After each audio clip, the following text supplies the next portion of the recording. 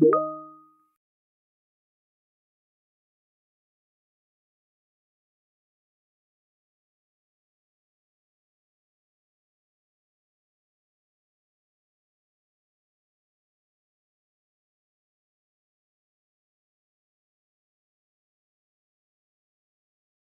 the meeting.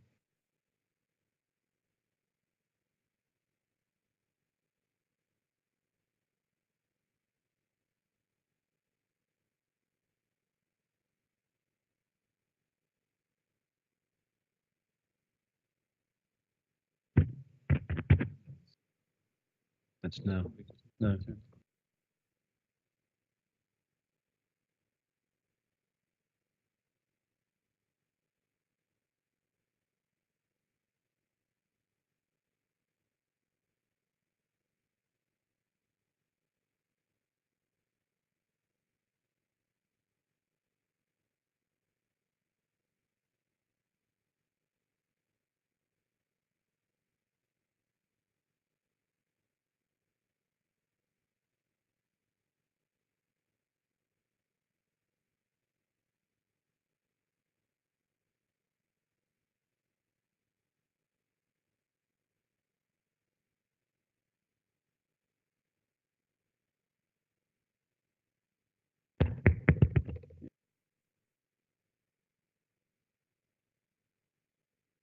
Okay, thank you for that. Apologies for the interruption.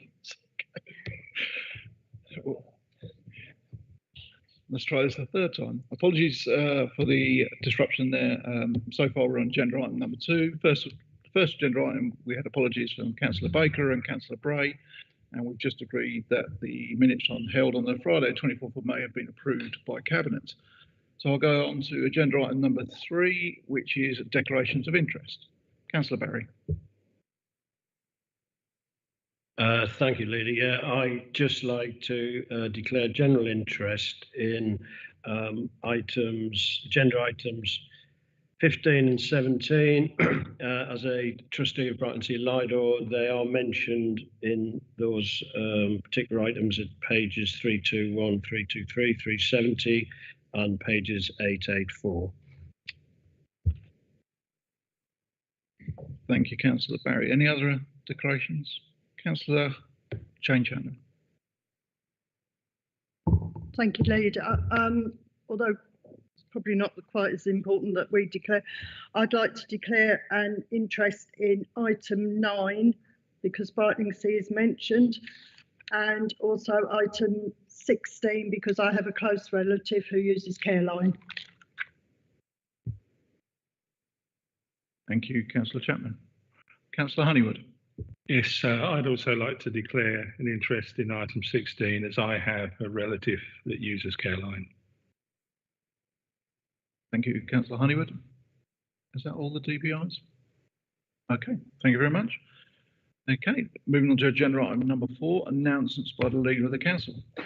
Well, as you can see, we've got a very large agenda in front of us, and the Cabinet took the prudent measure to read digitally the conservation part of this agenda and not have it printed out, and the safety of saving a couple of trees in the process. I'd like to congratulate our incoming MPs, Mr. Nigel Farage and Mr. Bernard Jenkins. And I would also like at this point in time congratulate our IT team, and that's more to do with the problems we had last week or with the CrowdStrike, the cybersecurity company that decided to blow up 8.5 million computers around the world. This council suffered minor injuries on that one, and it's down to our excellent work with our IT schemes. And there'll be more on that in the outturn when we get to it. The last thing I'd like to mention, if anybody's here for agenda item number 12, we're going to remove it, and I've got a little. Okay. I thought I had, but I've left it somewhere. Here it is. Okay, so the item 12 is the, apologies, I've lost it somewhere, is the local plan, long-term plan for towns. And this is the reason we moved it is because this is MHCLG wrote to the Chief Executive on Friday of last week at 5 p.m. to notify the council of the decision by Alex Norris MP, Minister for Local Growth, to suspend the 1st of August deadline for submitting the long-term plan for towns. It went on to say that further details on the next steps and timelines will be shared in due course. With the deadline to submit the plan suspended, which had determined the report coming to the Cabinet this month, it is now recommended that the items removed from the Cabinet and brought back when government is clear on the timetable and plan format. This for me seems a logical way to go, and so I'm removing this item from today's agenda.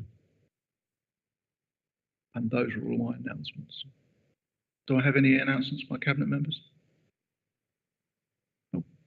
Item number 6, matters referred to Cabinet by the Council. There are none on this occasion. Item number 7, matters referred to Cabinet by a committee. There are none on this occasion. And item agenda number 8, Leader of the Council's items. There are no matters on this occasion.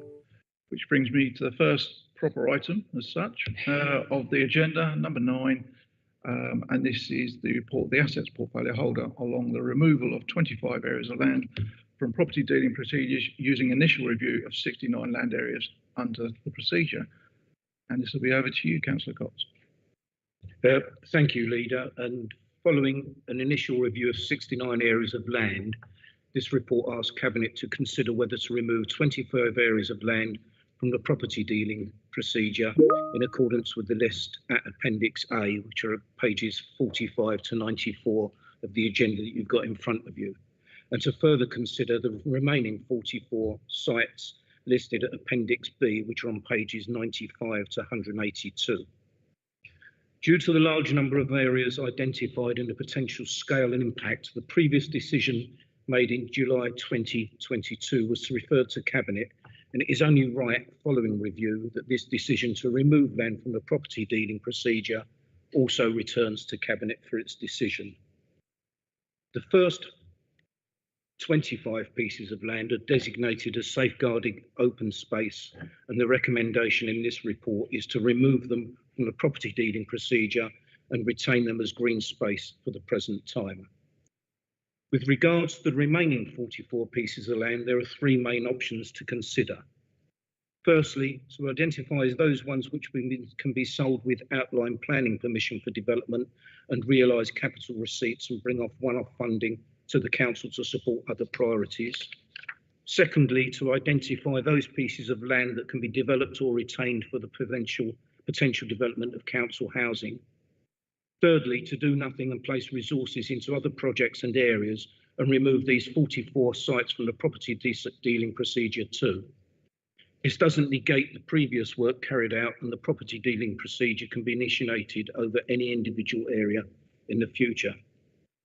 Having considered the options for the remaining sites and taken into consideration the need for the council to focus resources in other areas, I recommend that Cabinet agrees to remove the remaining 44 sites from the property dealing procedure to enable resources to be allocated to other corporate projects requiring asset support, and requests over time, when resources are available, and that an assessment of the sites in Appendix B be undertaken with the portfolio holder for assets to determine which ones on a case-by-case basis should be proposed for disposal to obtain a capital receipt or retain for council housing within individual decisions. I therefore move the recommendations A, B and C listed at the top of page 40. Thank you. Thank you, Councillor Cox. And do you have a seconder? Councillor Barry. Yeah, thank you, Leader. I'd like to second this recommendations in this report and just say, as the Cabinet member with portfolio that includes open spaces, I welcome and fully support this report and its recommendations. The assessment of all our open space and assets is a continuous process. This report brings our asset register in this area bang up to date. We now have a much clearer pathway to development and disposal options on remaining sites, and these will be prioritised further, as Councillor Cox has indicated. In the meantime, removing the 25 areas identified in Appendix A makes perfect sense, and I again fully support. So I would urge colleagues to support these recommendations in this report. Thank you. Thank you, Councillor Barry. Any comments? Councillor Honeywood. Yes, I have a couple of questions on this from page 40, which is obviously the recommendations, in which B says allocate to corporate projects. Could I ask what projects?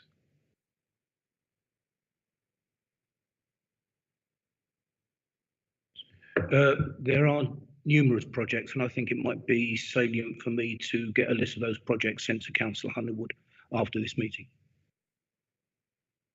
Yes, I'll be happy with that. And the second question is under point C, where we're obviously retaining these sites. Could I ask what the total annual cost of retaining these sites will be?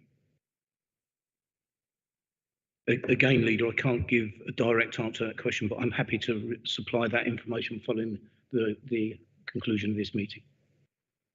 Thanks very much. And the third question is sort of connected with it, and it's around disposal of sites, and that's the Wheelie Council Officers site. I wondered where we are with that. I know the previous administration made the decision to dispose of it, but it's now stood there for well over a year, and it's costing the taxpayer £5,500 per month just to stand there. So I wonder if that's something that's being looked at to get rid of quite quickly. Mr. Davison. Thank you for that.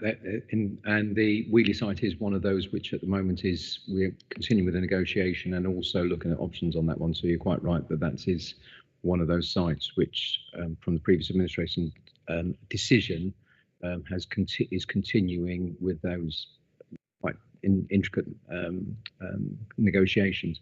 That's partly because obviously we were trying to maximise both housing from it, as you know, as well as any return. So I think that we wouldn't be able to give you direct answers, but I think that within a short space of time, I know that Mr. Williams is in contact with the other side, so to speak, in terms of the discussion of the progress on that one. So I think when we have more news, we'll come back to you or inform Cabinet to come back to you. Okay, thanks very much for your answers. Appreciate it. Councillor Chapman. Thank you. When this was previously done, there was a site in Dover Road, Brightlingsea, that obtained outline planning permission. And I think it was going through the process of being sold with this permission. What happened to that site? I can't see it listed on here. As far as I understand, I think there were 3 other sites that were going through the property dealing procedure at that time.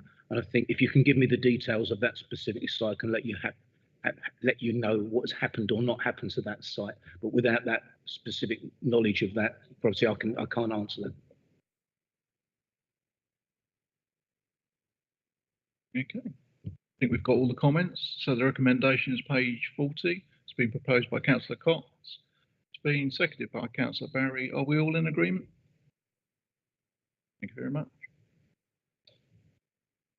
So the agenda item number 10 is report of the Corporate Finance and Governance Portfolio held on me around the Treasury performance. And it's quite a technical document. So as usual, I've written quite a lengthy one this time around some of the more poignant, pertinent points around what's going on with the Treasury strategy. So, as mentioned last year, and similarly to the financial outturn report set out later in our agenda, this forms a very important element of our annual financial cycle and stewardship responsibilities. We have seen recent events elsewhere in the country where things have gone badly wrong within a number of councils and a long-lasting impact when it happens. Past 12 months have also seen a number of councils either issuing a Section 114 report or warning that they may not be able to avoid doing so in the immediate future. We have previously discussed how investing in local authorities is a relatively low risk, given the inherent safeguards in place, but it does attract unnecessary attention when a council we have lent money to issues a Section 114 report. A good example was the money we lent to Birmingham City Council last year, with the full £6 million that we lent to them now being safely returned to us in line with the original lending agreement. I think we all saw some interesting information on social media that at best was uninformed, or at worst, completely invented. The report we have in front of us today provides some additional information around this topic and the balance the council is always striving to make when placing its investments. We are still in a relatively high interest rate environment, although the Bank of England are expected to unwind increases we have seen over the last year. High interest rates have helped us to achieve greater returns on the money we have invested than in turn supports the council's overall budget. The contrary impact on the amounts we have borrowed has been minimal as they are at fixed rates, which has helped us to avoid associated financial volatility. We have also avoided borrowing money in the current climate, and some replacement borrowing that we undertook within the housing revenue account was from internal cash flow, advantageous rather than potentially finding ourselves locked into higher rates if we borrowed from the external markets at the present time. With openness and transparency in mind, I think we have maintained the right balance to our approach and the right level of detail provided across a range of Treasury activities set out in the report and appendices. It is important that we understand and are happy with the information presented, and that collectively we have the right level of assurance across the various Treasury functions. Nothing is set in stone, and if there are any questions or queries or the need for additional information to enable us to fulfil this role, then please never hesitate to raise it with me or our 151 Richard. Contrary to what some people post on social media, we remain virtually debt-free in the general fund, and the loans outstanding within the HRA are largely due to the money we had to borrow to buy our own housing stock back in April 2012. The next Treasury update will be at the end of Q2, where the Treasury activities of the first 6 months of this year will be reported to Cabinet. The development of the forecast over the coming weeks and months will reflect our positive outturn situation, with the aim of translating it into an ongoing position where we can, which in turn supports our overall budget. So that was my general statement. Hopefully it captures what is quite a technical document. I'm going to move that I need a seconder. Councillor Scott. Yes, Leader, I will gladly second this. I would like to echo Councillor Stevenson's comments about the importance of members having oversight and assurance on the council's investments and loans. The damage can be done when councils get things wrong and can be catastrophic. The people paying the ultimate price when things go wrong is the residents, as it takes years for their local council to fully recover, and in the interim period they will undoubtedly see an adverse impact on the services they receive. I hope we can all agree that we do have adequate oversight and we are open and transparent in our Treasury activities along with our associated reporting. We do, however, always need to remain alert as we can ever be to external factors and influences the ultimate guide us in the decisions we make. Thank you. Councillor Scott, I have my seconder. Do I have any comments or questions? In that case, the recommendations on page 184.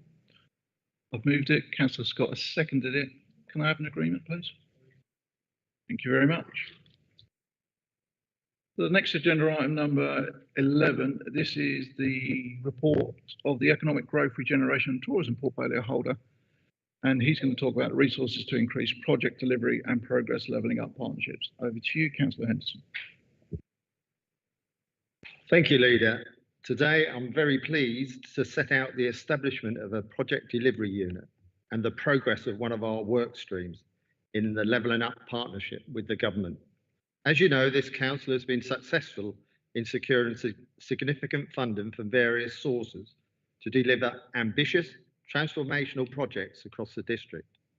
These projects aim to improve the quality of life, economic growth, and social cohesion of our communities, especially in Clacton, Jaywick, and Dovercourt, where some of the most pressing challenges and opportunities lie. However, delivering these projects also poses considerable challenges and risks for the council, as they require a high level of expertise, capacity, and governance. We also have to balance these new priorities with our existing functions and responsibilities and protect our business as usual operations from any adverse impacts. That is why we are proposing to set aside £1 million to create a new project delivery unit for 2 years, which will provide additional and dedicated resource to support the delivery of our major capital schemes. The Project Delivery Unit will enable us to deliver our current projects more effectively and to build our culture of programme management across the organisation. It will also prepare us for future opportunities, of which may be the Levelling Up Partnership. As you may recall, the government announced in May that Tendrum was one of 20 areas selected to form a Levelling Up Partnership with them, which could potentially unlock up to £20 million of capital funding for local regeneration projects in Clacton and Jaywick. This was based on a deep dive exercise conducted by the government officials who reviewed our data, strategies and project pipeline and consulted over 45 local stakeholders. Since then, we've been in correspondence with civil servants and ministers to finalise the details of the partnership. Government proposed projects that wanted local organisations, including the council, to deliver. However, due to the recent parliamentary general election, there's been some uncertainty and delay in the process. We are awaiting the approval of the business cases by the Treasury and the confirmation of the policy and fund by the new ministers. We hope to hear from them soon, and we will keep you updated on any developments. In the meantime, we are seeking your endorsement of the principle of entering the partnership with the government and acting as the accountable body for the funding. This means that we would be responsible for overseeing the delivery of the projects, some of which will be carried out by third parties, such as Essex County Council or the NHS, ensuring that they meet the agreed outcomes, milestones and budgets. We believe that if the government does decide to provide funding, this would be a once-in-a-decade opportunity for Tendrum to leverage significant investment and deliver lasting benefits for Clacton and Jaywick. Leader, I move the recommendation on page 204 and 205. And just to add, you'll see in that recommendation K, that we are now going to include the long-term plan for towns and the Levelling Up Partnership within the Working Party, which I've set up, which has been working really well. And added to that, we've also been meeting the Clacton Forum to make sure all Clacton councillors are aware and briefed on all what's going on within those projects. Thank you. Thank you, Councillor Henderson. And I'm happy to second that item. It's great news that you've just what you've been talking about. We've been seeing this for quite some time, and the delivery of so many great things we've already started to see, and you're going to see more of it in the agenda today, that things are progressing down these roads, and we need to make sure that we have the capacity to deliver these projects and make sure they don't overrun or slip in any way, shape or form. So I'm more than happy to second that item. I'm going to go to comments. Councillor Bush. Yeah, thank you, Leader.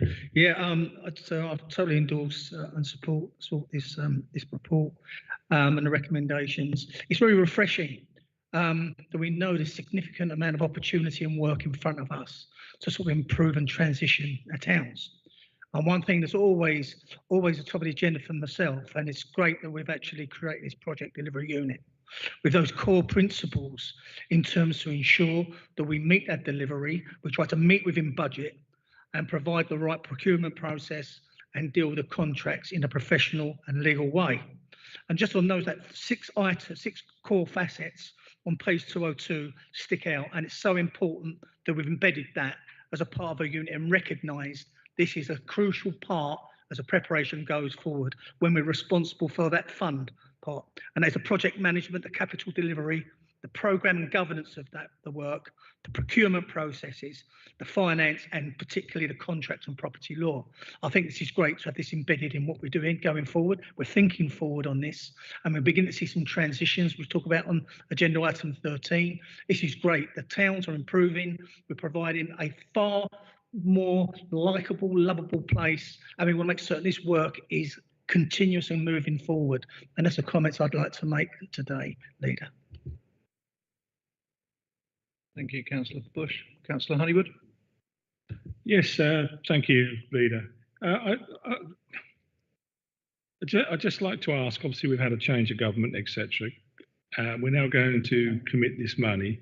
So my question is, what guarantees do we have that this money is actually coming?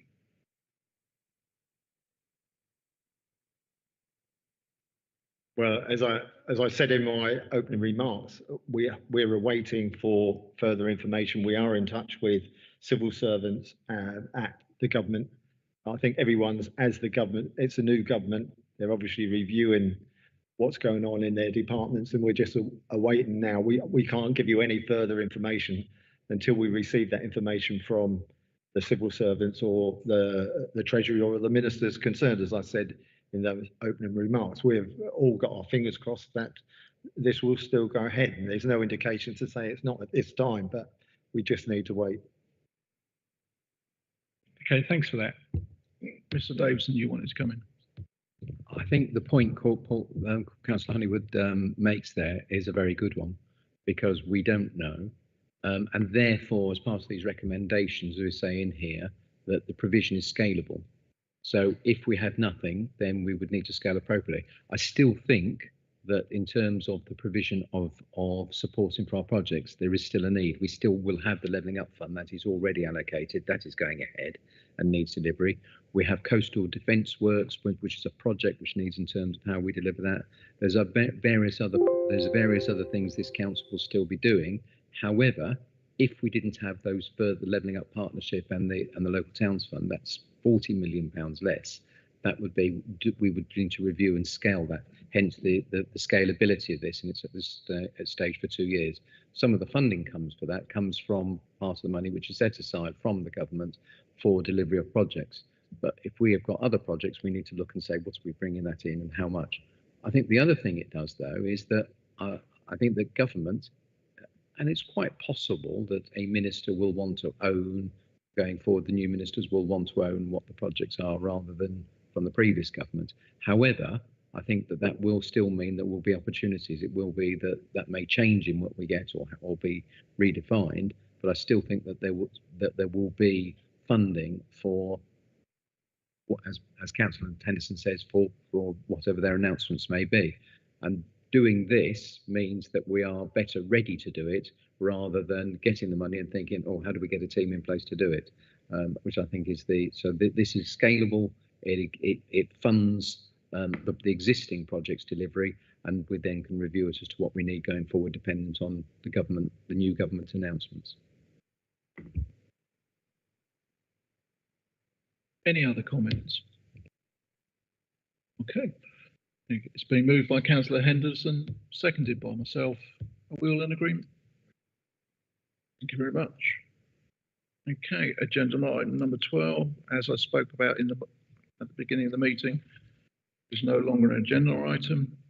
So we're going on to agenda item number 13, which is a report of the Economic Growth, Regeneration and Tourism Portfolio Holder, update on the officer investigations of Milton Road and Victoria Street Dovercourt sites. Thank you, Leader. And again, I'm very pleased to present a report that seeks the approval for the demolition of Milton Road car park and 20 Victoria Street, and the drawdown of grant funded and additional council funds to support this work. As you may recall, we were successful in securing 6.65 million from the government's Capital Regeneration Project scheme for the Dovercourt Town Centre Improvement Corridor. This scheme consists of 3 projects: the Kingsway improvements, the Learning and Library project, and the Homes in Dovercourt project. The latter projects involve the development of new social housing and the demolition and replacement of an outdated multi-storey car park at Milton Road. In February this year, we submitted a change request to the government to relocate the housing element of Milton Road to Victoria Street in response to the feedback from residents and the acquisition of those sites. In May, we received the approval for this change, which also brings additional pressure on the project budget and timeline, as we now have to deal with 3 sites instead of 1. Therefore, we are proposing to allocate an additional £250,000 from the council's own resources to create a risk pot for the project to cover any unforeseen issues or cost inflation. We're also proposing to draw down £1,000 from the grant funding to progress the demolition of Milton Road car park and 20 Victoria Street and associated works, which are both beyond repair and pose safety risks to the public. By bringing forward the demolition after seeking the various permissions to this summer and autumn, we can achieve several benefits, such as cost certainty, reputational advantage, better informed design, and de-risking of the project delivery. We can also bring back the lower level of Milton Road car park into a use sooner, which will provide additional parking for Dovercourt Town Centre and support events which are taking place at Orwell Place.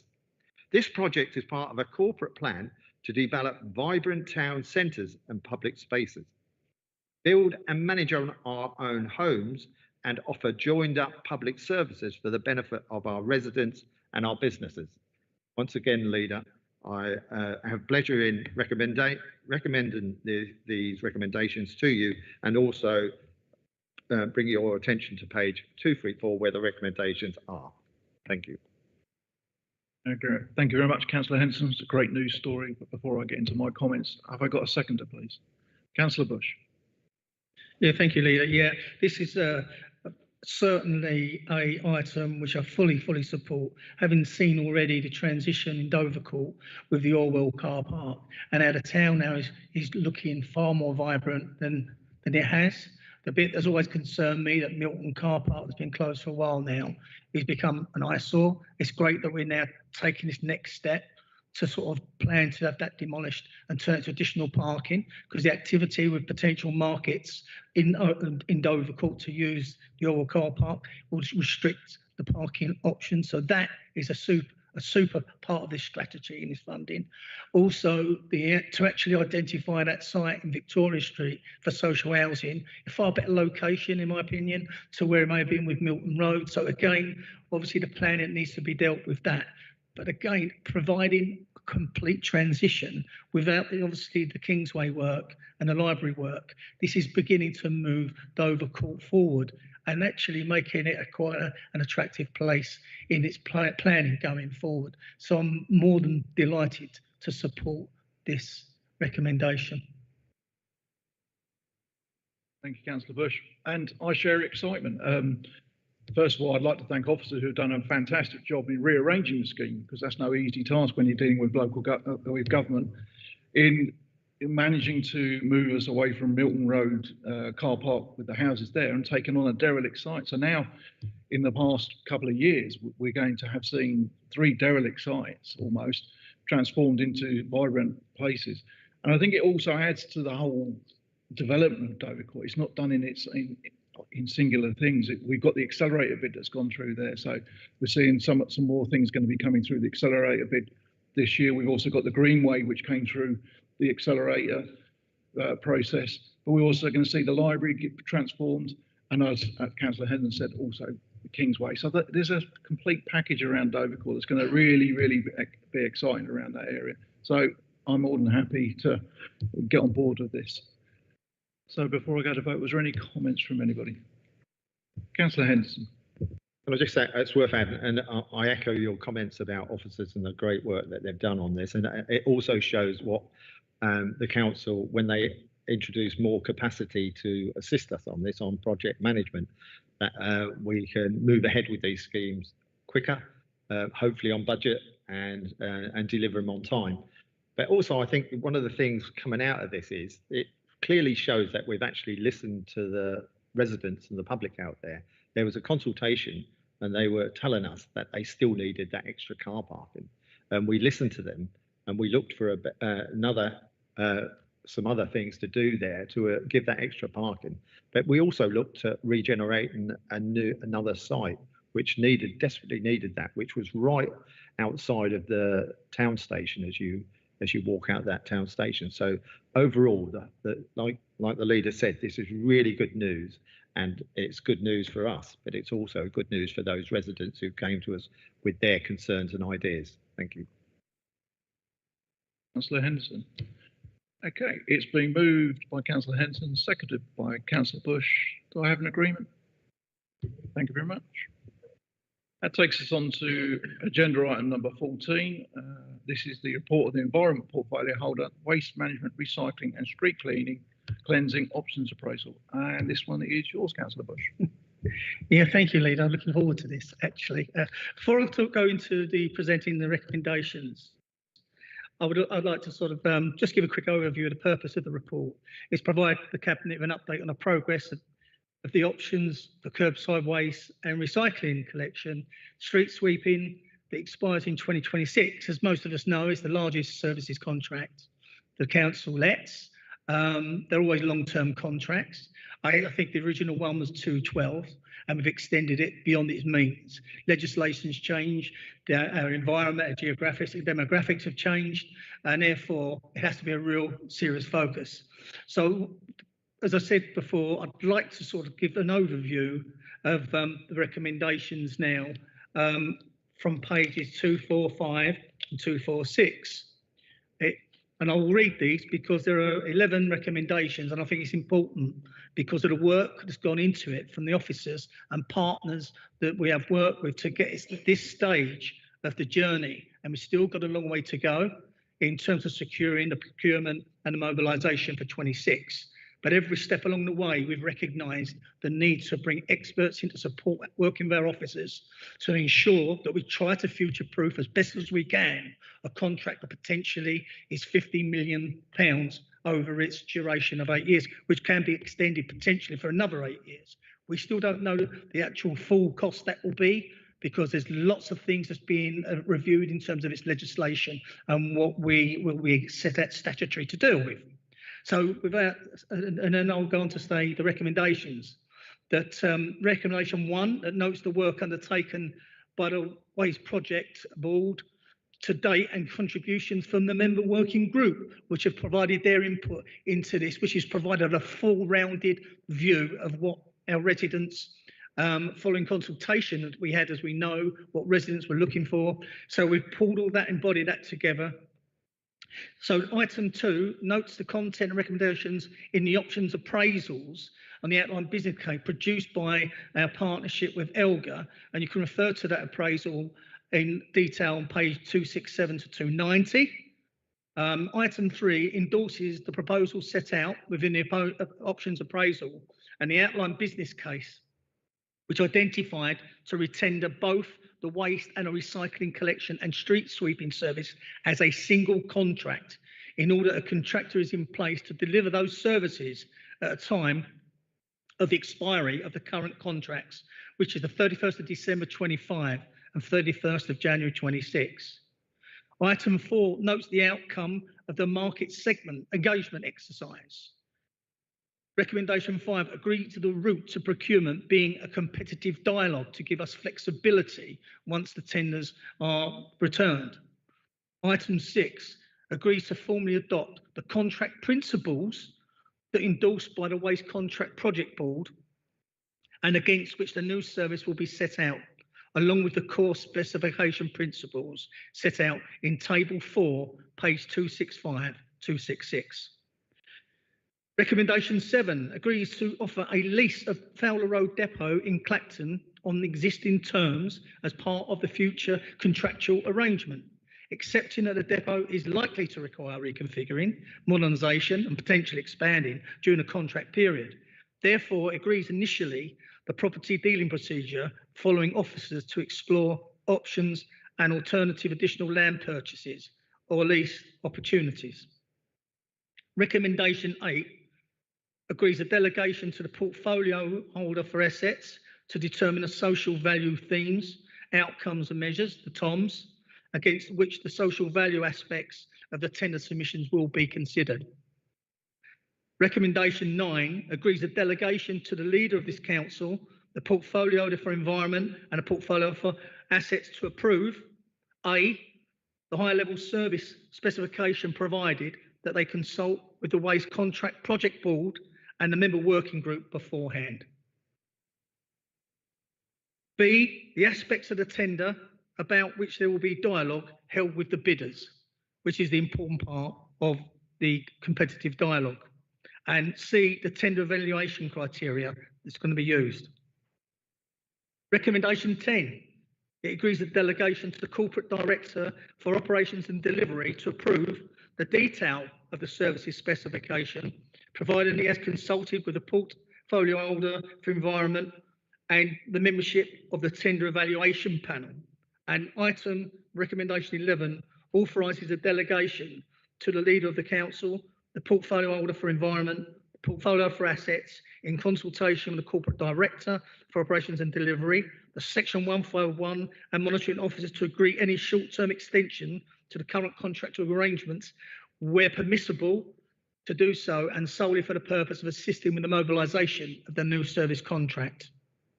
Finally, Leader, I would just like to thank the officers and all those involved. We've put them together at this point of the journey. It's been a tremendous amount of work, and to prepare ourselves going forward, this is the crucial point. We're now obviously asking now to go to tender, and that's my report recommendations to you all. Thank you. Thank you, Councillor Bush. Quite a comprehensive report there, and the recommendations. Thank you for them. Obviously, you proposed it. I'm happy to second that, as I think it's probably the largest contract the council will ever have to initiate. Big thank you to you for the members working group. I know you mentioned it earlier, but it's always great to get councillor input at the beginning. And I sit on the waste contract board, so I've seen firsthand the amount of work that had to be done. So I too would also like to add my thanks to the Director of Operations and Delivery, his team, and all the legal work that's had to go into that, and especially around some of the external providers. We've had to get in some sort of specialist solicitors, he says, and even Elgar, who's come in and done some pieces of work to help make sure we get a very, very good piece of work here to us today. So I'm happy to second that, and I'll go to comments. Councillor Honeywood. Yes, I have a couple of comments. The first one, I appreciate what you've said, that you don't know what this contract's going to cost. And I appreciate that you won't want to answer this question within the public arena. But could you let me know how much you're budgeting for this to cost? How much you expect this to cost? Well, I don't have that information right at hand, Councillor Honeywood, but I'll speak to Corporations Director, and come back to you with information we have available at that time. Yeah, as I said, I wouldn't expect you to say it in this arena, because obviously it would be quite easy for contractors or bidders to hear what's said. That's why I've said not in this arena, but I would be grateful if you could let me know how much you're budgeting for this to cost. So thanks for that. The second one is a question around what's happening with the current management. What's happening with the management of the current contract? Now, I asked this because last year I raised issues around Clacton Seafront, and this year I've, within the last couple of weeks, and passed on to officers photographs of the state of Clacton Seafront, and it looks like an open air pop concert has taken place there, with the bins overflowing, the beach absolutely littered with rubbish. So that's why I'm asking what's happening with the current contract, because it's really not meeting the needs for Clacton. Very good question, Councillor Honeywood. Yeah, we've now introduced more stringent KPI measures now, monitoring the contractor Veolia with those areas, particularly, obviously, the beach areas. But as we all know, we are a seasonal beachfront, and we can get lots of people down on a summer day. We do empty them, but to try to cater for it at that window of time is a difficult one. By the following morning, the beaches are swept and everything is gone. But how to actually allocate and deal with it on the spot. I think in every seaside resort you visit at peak times, when you visit, you will see an overflow. It's how we deal with it, how quickly we can remedy. And that will feature in part this summer of our contractual KPIs to make certain we're on top of it, minimise it where we can. We can never remove it ultimately, because you could put more and more bins, they'll still be overflowing, because people, we just trying to cultural change to take their rubbish home. But I do take your point, because it's something I don't like, the unsightly left behinds.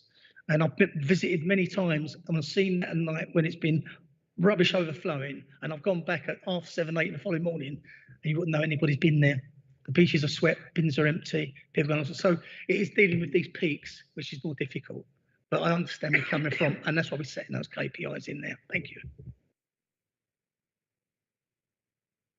I think I'd just like to come in there as well. We've got in agenda item number 17, one of the agenda items recommendations in there is to actually increase funding for that particular area. I think we also have to recognise that the current contract is coming to the end of its time, and it was set nearly 14 years ago. So times have moved on, and I think when we set that contract, it was the right one. Is it right for what we're doing now? It's probably not, which is one of the reasons why we're having to put so much extra work into getting the proper contract in place today. Thank you. Are there any other comments? Okay, it's been moved by Councillor Bush, seconded by myself. Do I have an agreement, please?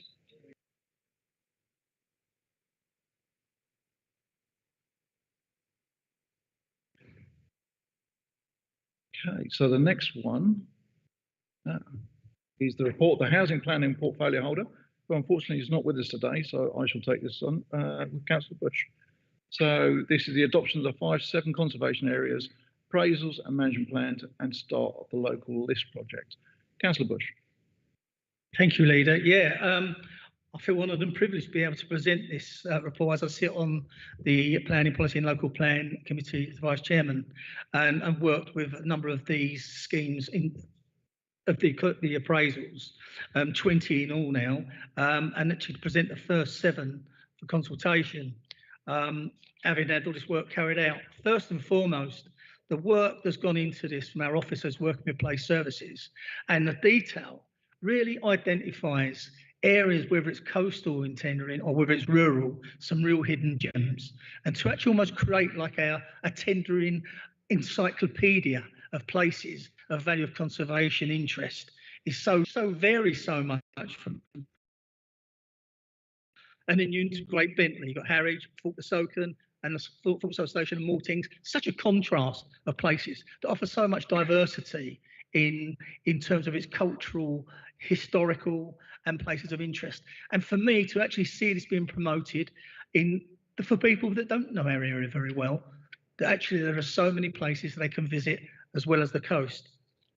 So I'd like to put this forward with the recommendations as set out in the report on page 292, which it considers and agrees formal adoption by the council of the final conservation area character appraisal and its management plan for the following areas that found on Appendix A to G, which is Brightlingsea, Lower Dovercourt, Frinton and Walton, Great Bentley, Harwich, Falkirk and Falkirk Station and Maltings. And B, considers and agrees to the formal adoption by the council of the local list criteria found Appendix H. And finally, C, authorises the Director of Planning in consultation with the portfolio for planning and housing to commence the public consultation for call for heritage sites for a period of no less than 6 months. Thank you, Chairman.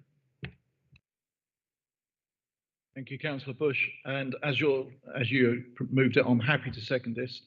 And as you say, there's 7 of these in front of today for adoption. And it's gone through consultation. Comments where appropriate have been incorporated. But once adopted, they will become a material consideration in planning terms and form part of a defence against speculative planning applications. These documents protect our treasured heritage assets.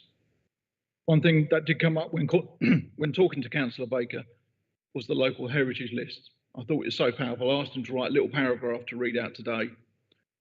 The local list, as it is often referred to, is an opportunity for the local community and the council to work in partnership to identify heritage assets that are valued and distinct elements of the local historic environment. Non-designated heritage assets are buildings, monuments, sites, places, areas or landscapes identified as having a degree of heritage significance, meriting consideration in planning decisions, but which do not meet the criteria for designated heritage assets. For example, war memorials or other structures considered to be of local significance could be submitted for inclusion on the local list. TDC would like to start for the call of heritage sites and public consultation so the process can get underway, illustrating our commitment to enhance, conserve and protect the district's rich historic environment. And that is so key that we actually ask the public to try and identify those sites that are very, very important to them. And I think it for me, is almost one of the bigger points that we're making here. So it's been moved and seconded. Do I have any comments? Councillor Chapman. Thank you. One, it's a brilliant piece of work, and I also sit on the local plan committee. Lot of hard work. I can really only speak about Brightlingsea because that part affects me, and I will email into Gary. Probably there's items in there that are not there, and spelling mistakes of roads and silly things like this. But a big part of our consultation here is the criticism on houses that have been allowed to be developed. And they're pinpointing an awful lot where an ultra modern house has been allowed to go through on surrounded by buildings that are 100 and 200 years old. And there's a lot of criticism on there. And I just wonder whether, you know, the local councillors can work more closely with the planning. I know we object, we're only a consultative council, so we can't really give much opinion, but I think when there's a big criticism in this document, whether there's any way that we can work much closer with the planning department. Thank you, Councillor Chapman, and you're right, houses out of character for the area do stand out for all the wrong reasons. So, okay, any other comments? Okay, it's been moved by Councillor Baker. No, it hasn't. It's been moved by Councillor Bush, seconded by myself. Are we in agreement? Thank you very much.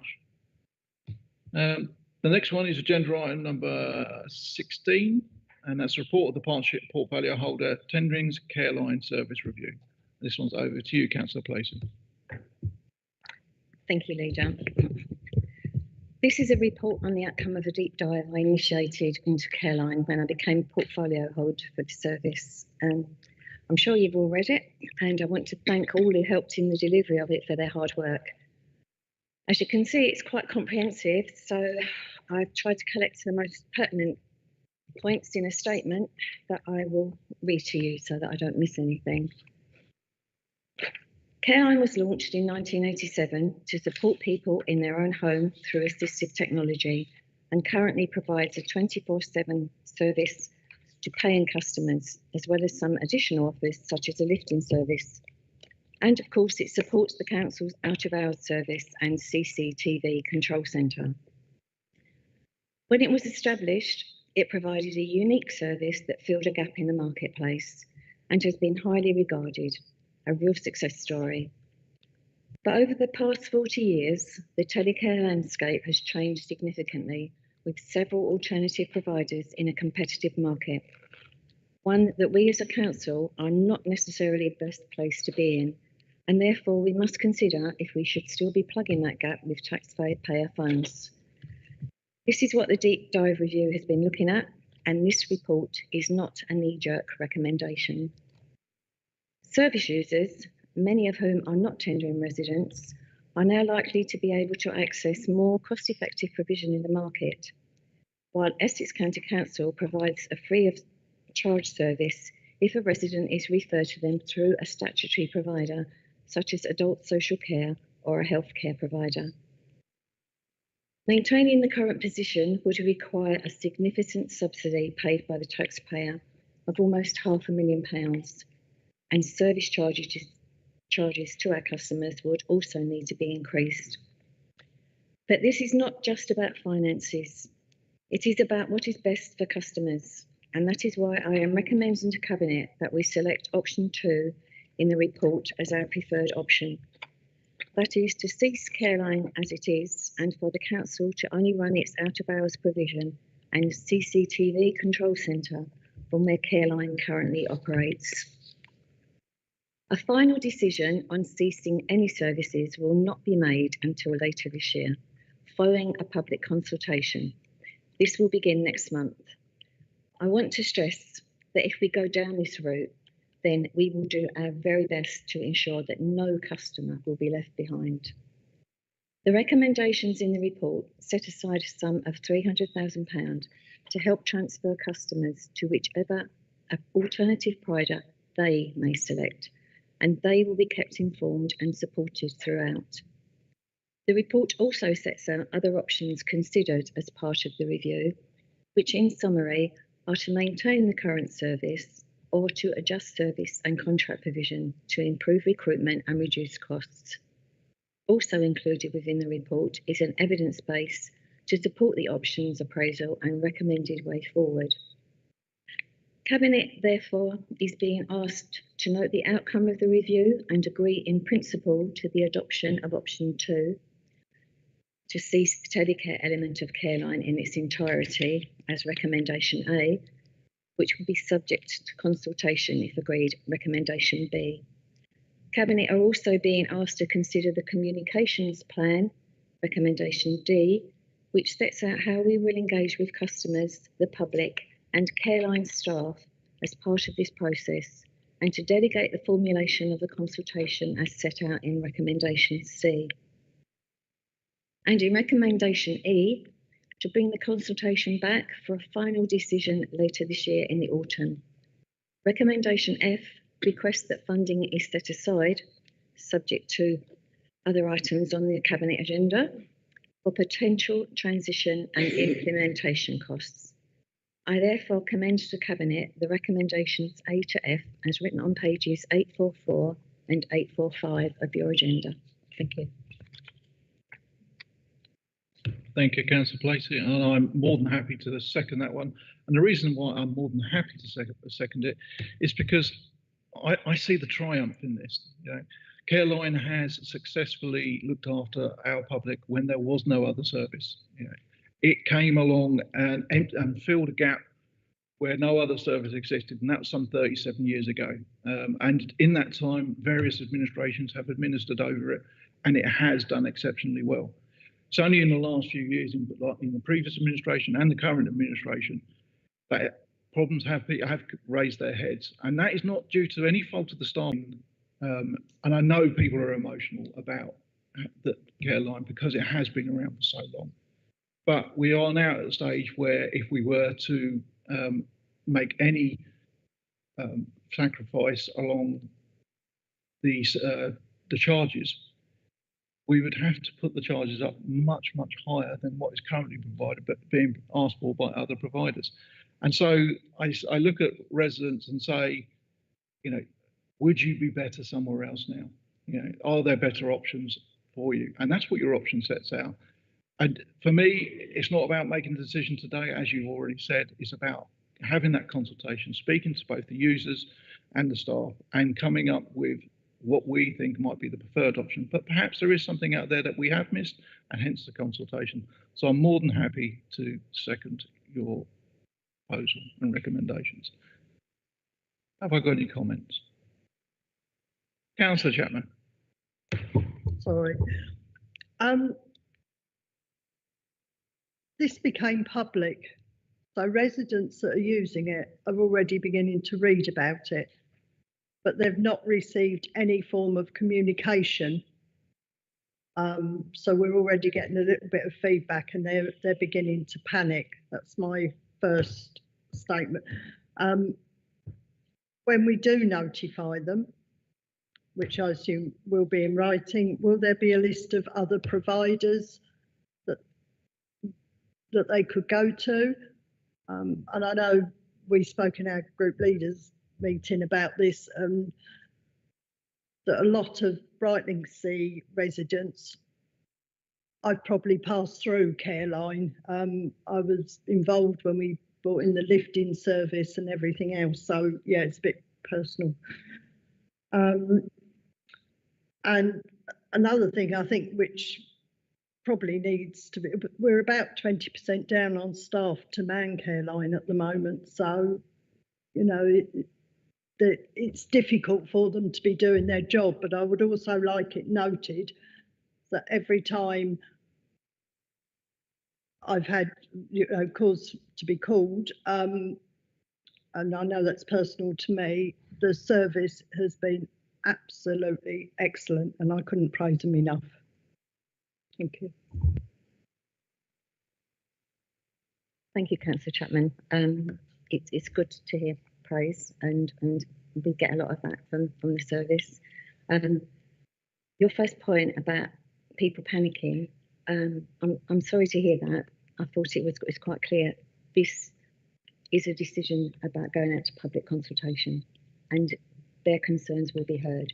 And anybody that does raise concerns with you, I'd urge them to actually contribute that to the consultation.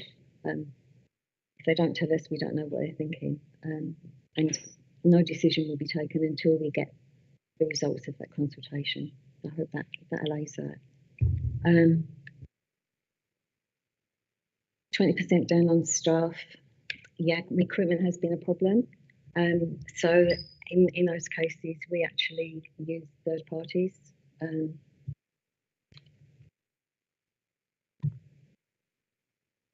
Is there anything else you wanted on that? No, that's fine. Other than, unfortunately, it's human nature to panic first, isn't it? It is, yeah. But we will be contacting everybody, and obviously in today's environment, digital is the first option, isn't it? But we are aware of our customers, and we have got a list of their needs, so we will use other means of making sure that everybody is contacted, and with a list of providers, which we won't be recommending any per se, but we will give them the option, and it will be their choice, and we will help with any transition that is needed. That's the extra money is put there for. Okay. Mr. Davison. Thank you. And your point is very well made. And I think that one of the things is, of course, is this at this stage, in terms of other providers, this is a consultation. So just as I say, is at this stage, this is a consultation. This is not about saying use other providers. It will be subject to a further cabinet decision, as the councillor said it just a short while ago. But should that be the decision, and I say should that be the decision, the provision within the report, if there was a transition, is for exactly as what you're talking about. So therefore, you will get quite a number of people when if they switched, which will have support from daughters, sons, etc. But there will be a certain number of people who don't have daughters, sons, etc. And that is why we'll create a team who can have personal contact.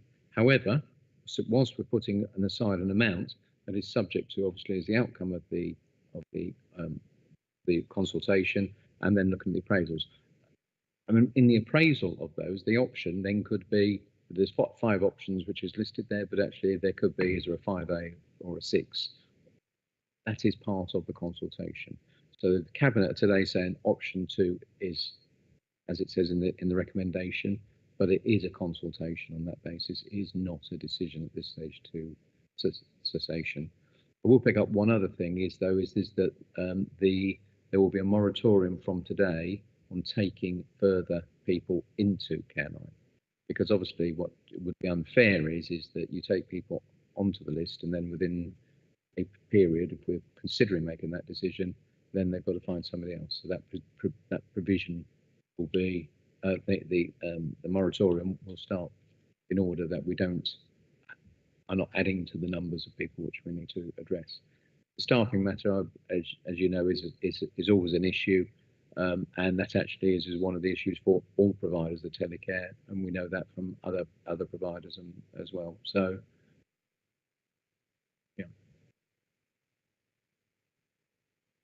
And it was a good question, Councillor Chapman. One last comment I would add, you asked about people, the typical way of agenda item. If we don't give you notice, then you'll say, you never told us. We're putting it out in an agenda a week in advance so you can see it, and now. But unfortunately, until we make that decision, we can't communicate. As you just heard from the Chief Exec, we will be doing that. It's in the communications plan, which is Appendix B, which lays out how we're going to do everything if we do decide to go ahead with option 2. And the communication plan at this point says that it will inform every customer through their preferred means of communication. So I'm not going to say we're going to write to every customer, because they might prefer a text message or a phone call. I don't know. So, but that's what it says. Councillor Barry.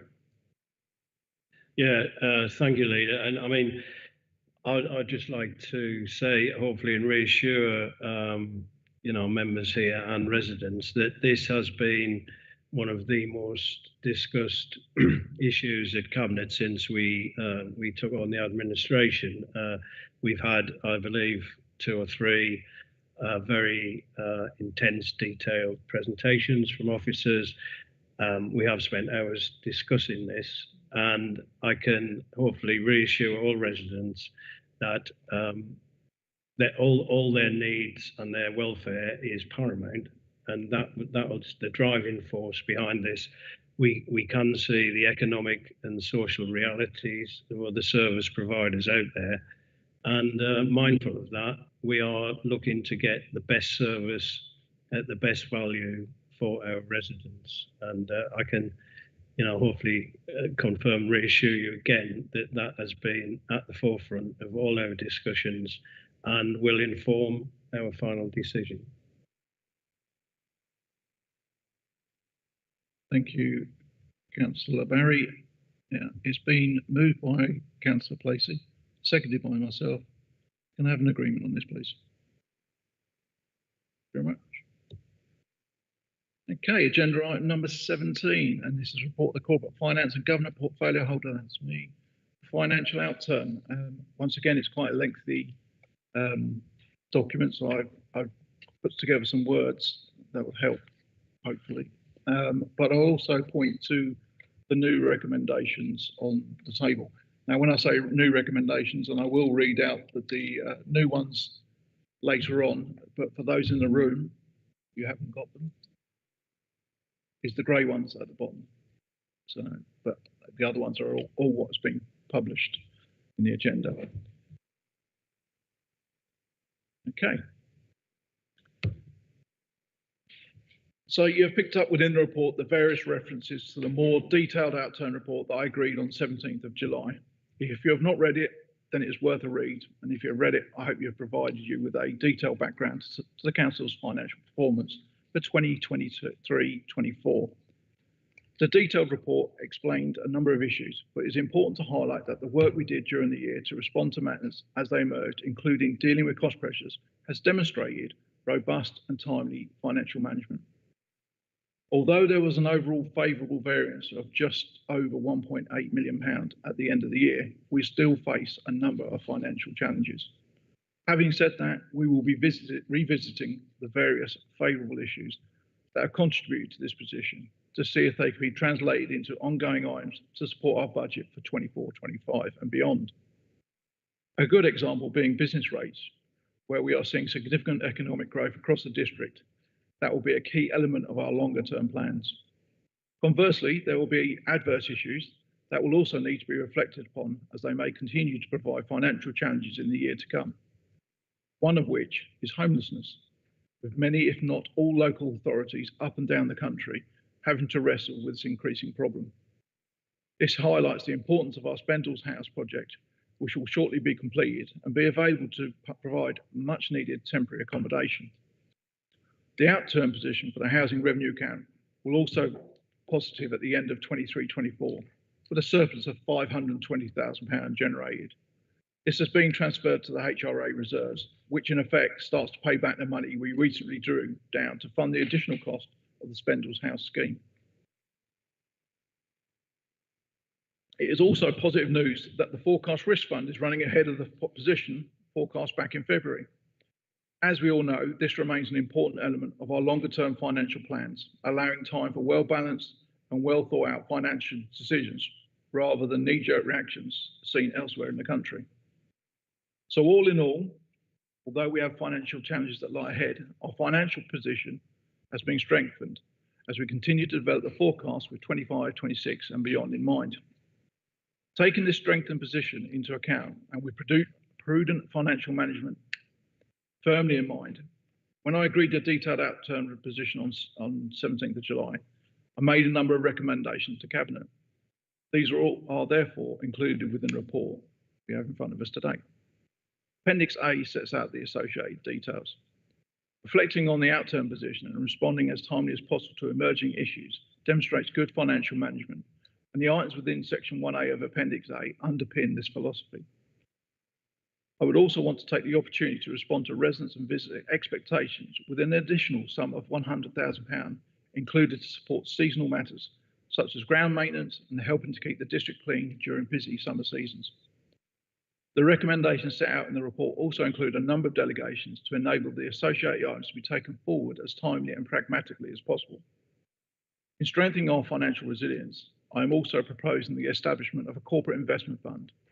We can apply this fund as necessary to help us deliver our services, fund investment to save projects, along with delivering the council's priorities. As set out within the appendix, I forgot to put it in. Initial 3 items have been included that support the matters agreed earlier in the agenda. I'm proposing a 4th item today, and that we set a revised recommendations in front of you. They have included a new item N. With recent events such as the one that we saw at the airports and other major corporations impacted by the major IT issue, I want to bring forward investment in 2 key projects as set out in the additional recommendation. The first is to increase the frequency of the immutable backups we make of our data. Immutable backups are copies of our data that cannot be altered, deleted, or changed in any way. Data is the lifeblood of most organisations, and any impact on our access to such data will deal a significant blow to delivering services.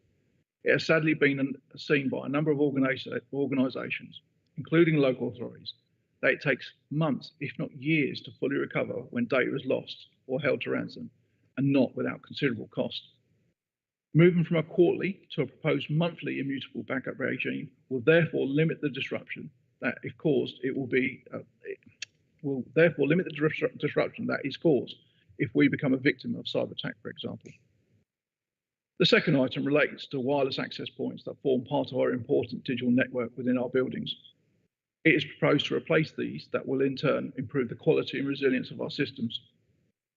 The proposed approach is also a spend to save initiative, as we can keep paying a licence fee for the existing equipment, but following further investigation, we can actually replace the same equipment during the licensing costs at almost the same price over a 5-year period. After taking into account these 2 additional items, there would be 2.365 million remaining in the corporate investment fund to support further items and activities as necessary. I know many people are keen to see the first iteration of our savings plan. Although the associated work remains ongoing, it is planned to include this as part of the Q1 financial report, which will be considered by Cabinet later in the year. As indicated earlier, some of the proposed savings will undoubtedly include some of the favourable items we have seen in 23-24, where they're expected to continue over the forecast period. I hope I've provided a helpful summary of what we are financially and some challenges ahead, but as always, I'm happy to answer questions you may have. So I have proposed. I do need a seconder. Councillor Barry. Yeah, thank you, Leader. It's quite difficult to make a complex subject, easy to read, but I think the recommendations in front of us do that task, and I think it's really positive news. It's really good news that the outturn report is so favourable.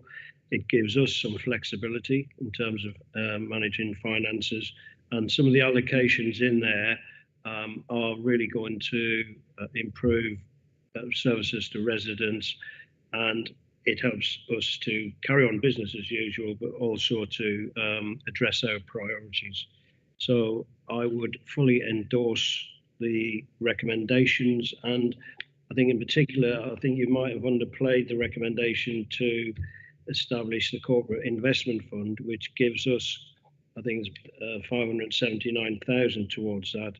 Gives us again some future flexibility to address priorities as they arise. So I would like to fully second and endorse the recommendations as written, A to N. Thank you, Councillor Barry. Any comments? Mr. Davidson.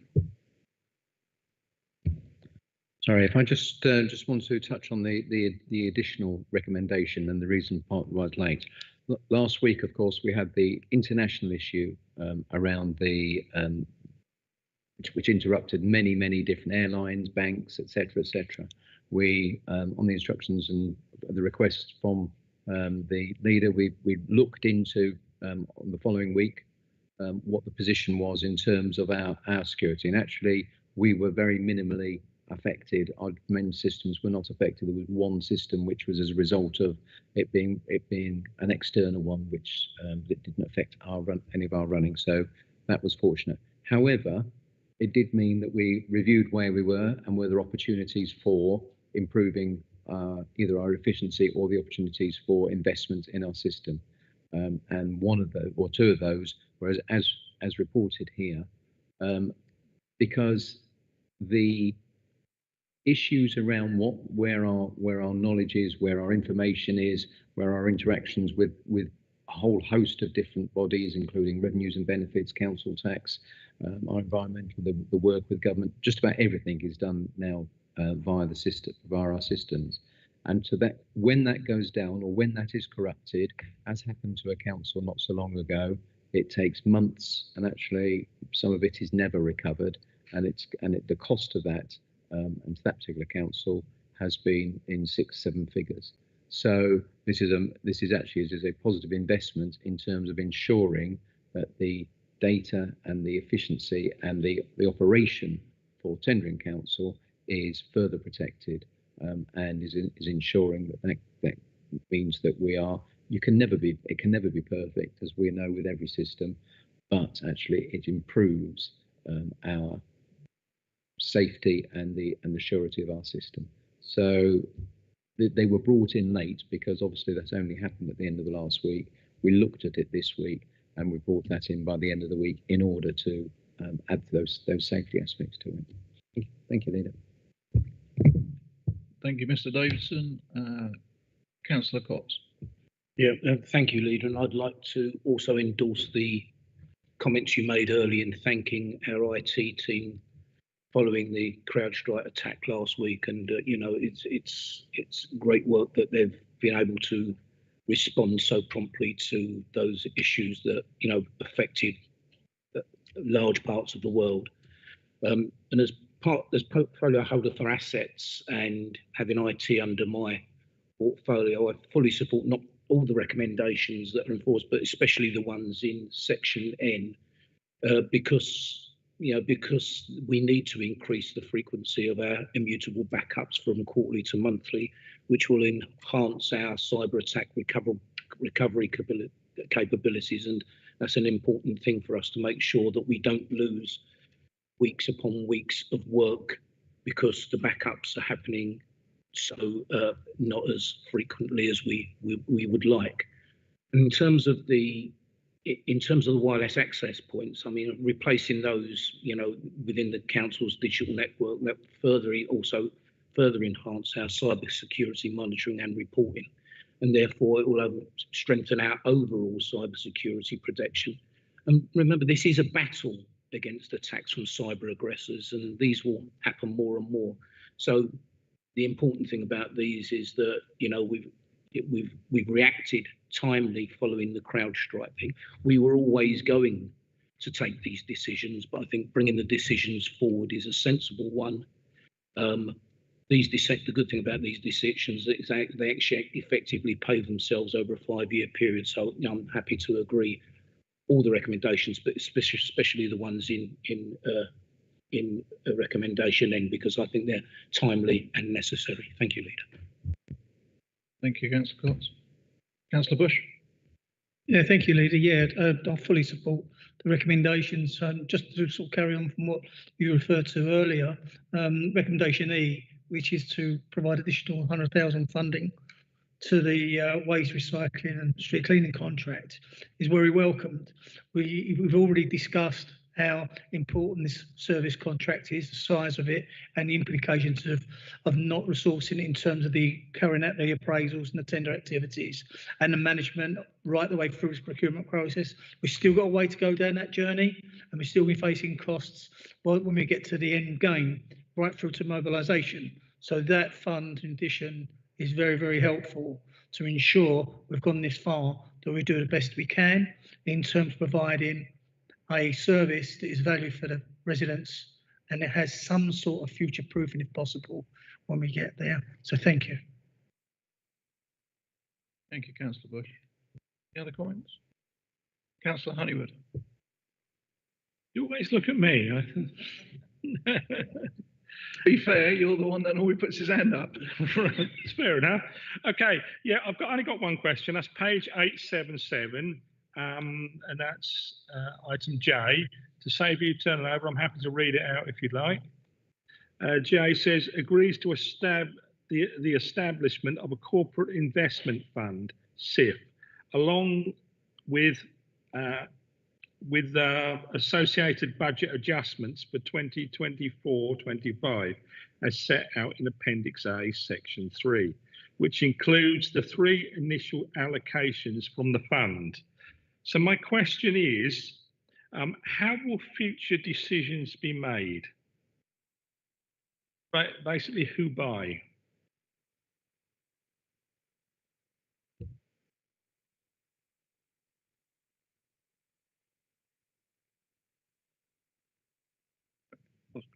Mr. Davidson. Yeah, if I may, it will be done in accordance with the financial procedure rules. And actually, if it goes into individual projects, obviously for each of those, there is a report that comes forward. So even where, as you know, even where money is allocated into the budget for an individual thing, it will still need a report to come to Cabinet to agree that. So, for example, the Levelling Up is a good example where it was agreed to come forward, agreed to put some money in, but it still needed a report to agree the actions forward. So I think that's, I don't know, the Section 151 officer wants to add anything, or that sums it up.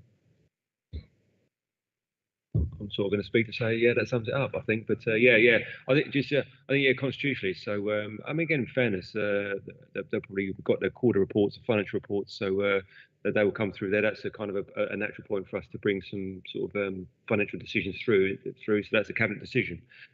So as you say, I think constitutionally and the financial procedures in accordance with those with separate decisions as required. Okay, thanks very much. Good question. And for a minute, you had me stumped, but it's very much like we've done in the past with things like the New Homes Bonus and things like that, when we've used that to fund certain projects. And I was sitting there thinking, is that the same? Is it not? But thank you for the clarification from the officers. Okay. Any other comments or? No. Okay. It's been moved by myself, seconded by Councillor Barry. Can I move it? Agreed? Thank you very much. Last item, the agenda items. Management team's report of the head of Democratic Services and Elections, a petition request for provision of public conveniences in Jaywick Sands beach area. And this one is Councillor Cox. Thank you, Leader, and I'd like to thank Danny Sloggett as the lead petitioner on behalf of the Jaywick Sands Happy Club for presenting this petition requesting the provision of public conveniences in the Jaywick Sands beach area. I'd like to refer members to my comments at page 894 of the agenda, and further say that Tendring District Council currently has 27 public conveniences across the district, with 17 open throughout the year. The service is non-statutory, but we realise public conveniences are an important service in any seaside area. Toilets to the rear of Sweet Tina's shop were replaced recently with new toilets at the Sunspot development. The closed facilities are situated in a secluded area and were frequently closed due to vandalism and antisocial behaviour, and created unsustainable costs to maintain and repair. The new facilities at the Sunspot are modern, easier to keep clean and maintain, and because of the nature of the site, deters antisocial behaviour. Jaywick Beach is not owned by Tendring District Council, and due to its potential to flood, is not the ideal position for a facility of this type. We are currently in the process of producing a new public convenience strategy, which will review the current trends and needs of residents and visitors to the district, as well as assessing the current provision in all areas. So whilst I can't agree with the wishes of the petitioners, the strategy, when it is published, will give us some options, and hopefully we'll be able to make some improvements when we get to that stage. But that's where we are. And thanks, Leader. Thanks for letting me make that comment.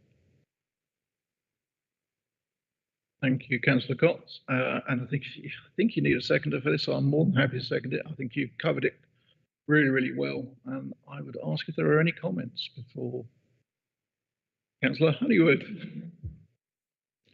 Thank you, Chairman. Yes, it was something that occurred to me, and you may well not have the answer at the moment, but I'd appreciate it if someone could send it to me if so. The closure of these toilets was mentioned to me by residents. At the same time, another issue was raised by residents, and that was the wardens in Jaywick, which are, I'm informed by residents, no longer operating there. And I did raise that with the council and was told that some of that work was being undertaken by the housing team that were working in the area, I believe, on the NHS funded project. So my question is, when that funding runs out, what happens about the wardens, or have I got this wrong? But, Leader, if I may, this is not on the agenda. You're bringing something in which is not relevant to the agenda. So I think that's a question to bring back, and the question which you happily raised, but it's not. That's why I said I didn't want an answer now. Yeah, no. Well done, but I would like an answer. Thank you, Councillor Honeywood. But so we'll bring in an answer separately out of this with discussion, but it is not on the agenda today. Thank you. Obviously, Chief Exec, that's why I said I didn't expect an answer, but I would like one. It was something that prompted me because those two questions were asked to me at the same time. And then when it was on the agenda, I thought, well, I won't get an answer today, but I can ask the question and I'm sure I'll receive an answer in due course. Moving on. So that's been moved by Councillor Cox, seconded by myself. Leader, if I can just clarify what you are moving, because obviously it says in the recommendations, having newly considered petitions together with the information provided, council decides what action it wishes to take. I assume that you're therefore saying is that you're endorsing the comments as made by the portfolio holder, which were on page 894. Your additional comment. So. Thank you, Mr. Davison. You're absolutely right. We are endorsing the comments made in the report, along with Councillor Cox's additional comments. So that's been moved by Councillor Cox, seconded by myself. Are we in agreement? Thank you very much. And that is everything on this very long agenda. So thank you for your time and patience. I hereby close the meeting.